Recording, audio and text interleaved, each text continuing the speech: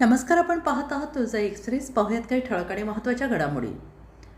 भारताचा 80वा स्वातंत्र्य दिन उत्साहात सोहळा साजरा. सेवानिवृत्त पोलीस अधिकारी आणि कर्मचारी यांची शाक्य सामाजिक बहुउद्देशीय संस्था सोलापूर आणि महारेजिमेंटचे सेवानिवृत्त सैनिक अधिकारी आणि कर्मचारी यांची यशसिद्धी वेलफेअर असोसिएशन सोलापूर यांच्या संयुक्त विद्यमाने सोलापुरातील पार्क चौक येथे डॉक्टर बाबासाहेब आंबेडकर पुतळा प्रांगणात भारतीय स्वातंत्र्य दिनाचा 80वा वर्धापन दिन उत्साहात साजरा करण्यात आला.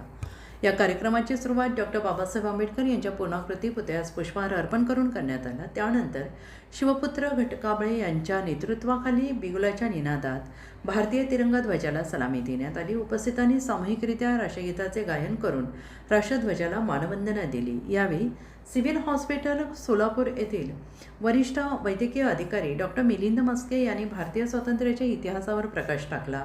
स्वातंत्र्यासाठी अनेक स्वातंत्र्य सैनिकांनी केलेल्या त्यागाचे स्मरण करून मिळालेले स्वातंत्र्य देशहितासाठी जपणे आणि पुढील पिढ्यांपर्यंत त्याचे महत्त्व पोहोचवणे ही प्रत्येक नागरिकाची जबाबदारी असल्याचं त्यांनी म्हटलं आहे.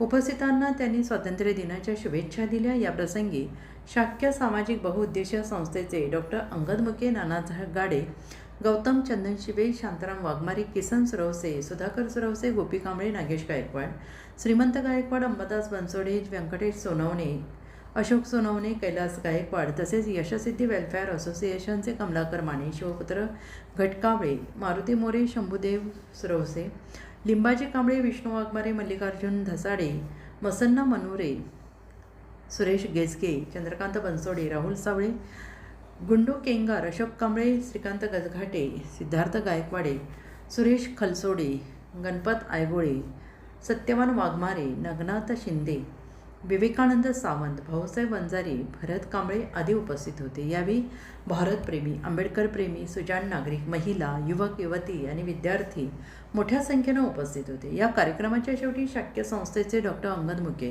यांनी उपस्थितांचे आभार मानून सगळ्यांना भारतीय स्वातंत्र्य दिनाच्या हार्दिक शुभेच्छा दिल्या. त्यानंतर चहापानाचा कार्यक्रम होऊन सोहळ्याची सांगता करण्यात आली.